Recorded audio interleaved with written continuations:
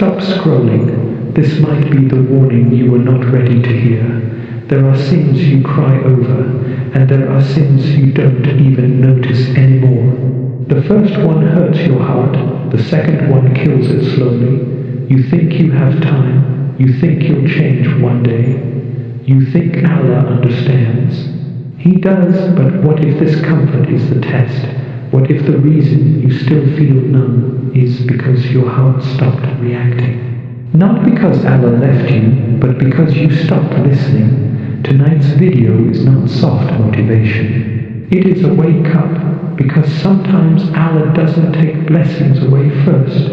He takes the feeling, and when the feeling is gone, you don't even realize what you're losing. Stay till the end, because by the end of this video, you will know whether your heart is alive or just beating. There are sins that break a person, and there are sins that slowly build a wall around the heart. The first type makes you cry, it makes you restless.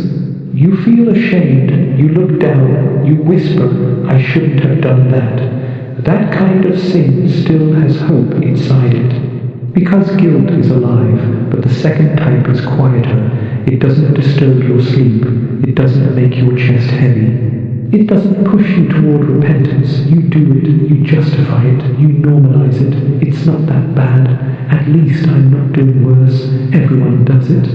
And slowly, what once felt wrong starts to feel ordinary. That is the dangerous stage, because the most dangerous sin is not the one you fall into once.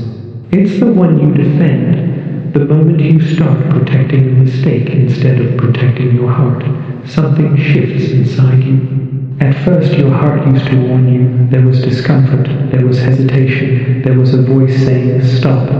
But when you ignore that voice repeatedly, it becomes softer, then weaker, then silent. And when the warning inside you goes silent, you don't feel the danger anymore. A person who commits a sin and cries is closer to healing than a person who commits a sin and smiles. Because tears mean awareness, smiling at wrongdoing means comfort, and comfort with sin is more destructive than the sin itself. It creates a false sense of safety. You start thinking, if something was really wrong, something bad would have happened by now, but not every consequence is immediate. Sometimes the punishment is the removal of sensitivity. There was a time when small mistakes made you uncomfortable. You would replay them in your mind. You would feel uneasy. You would promise yourself, I won't do that again. Now, you do bigger things, and you feel nothing. That nothing should scare you more than guilt ever did. Because when guilt disappears, it doesn't mean you improved. It can mean your heart adjusted. And when the heart adjusts to darkness, it stops recognizing light. You might still pray. You might still look religious. You might still speak about faith. But inside, something has become numb. And numbness is dangerous because it feels peaceful. There's no inner battle, no struggle, no tension. Just quiet acceptance, but that quiet is not peace. It is distance, distance from awareness, distance from sincerity, distance from accountability. Sometimes the biggest warning sign is not hardship, it's comfort. When Allah wants good for someone, He allows them to feel regret, to feel discomfort, to feel the sting of conscience, because that sting is what brings a person back. But when someone keeps choosing their mistake over and over, there comes a point where the warning becomes lighter. Not because the sin became smaller, but because the heart became weaker. And that is when a person starts living without realizing what they are losing. They think they are free, they think they are fine, they think nothing has changed, but something has changed. The heart that once reacted now stays silent. The eyes that once lowered now stare without shame. The tongue that once hesitated now speaks without care. And the scariest part, they don't even notice the shift. When Allah stops warning you through guilt, that is not relief.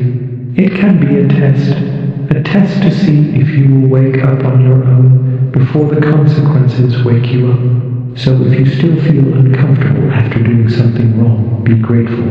That discomfort is not weakness, numbness. It is protection because the worst state is not being sinful. The worst state is feeling safe while drifting away. There is something heavier than committing a mistake. It is repeating it until it becomes part of your identity. At first, when a person falls, they separate themselves from the sin. They say, I did something wrong, but over time, if that wrong is not challenged, the language changes. It becomes, this is just who I am. That shift is subtle, but it is powerful. Because when you attach sin to your identity, you stop fighting it. You stop believing you can be better. You stop trying to rise, and Shaitan does not always need you to commit major sins. Sometimes he only needs you to accept a low version of yourself. When you believe that you are permanently flawed, permanently weak, permanently stuck, you lower your expectations of your own soul. And once expectations drop, effort drops. You begin to live below your spiritual capacity. You stop aiming for excellence. You settle for survival, but Allah never created you to live spiritually numb or morally average. He created you with the ability to return. Again and again, the danger is not in falling. The danger is in convincing yourself that rising is no longer possible. Another silent destruction happens when you compare your sins to others to feel better. At least I'm not like them. At least my mistakes are smaller. At least I still pray. Comparison becomes a shield. Instead of measuring yourself against truth, you measure yourself against someone worse. And that makes you comfortable, but accountability is not about being better than someone else. It is about being honest with yourself. When you compare downward, you feel superior. When you reflect inward, you feel responsible. And responsibility is what leads to growth. The moment you stop asking, how can I improve, and start saying, I'm better than most, you have stepped into spiritual arrogance. Even if your actions are small, arrogance is not always loud. Sometimes it hides inside subtle thoughts. You may never say it out loud, but inside you feel safe because others seem worse. That safety is dangerous. Because on the day of judgment, you will not stand next to the people you compared yourself to.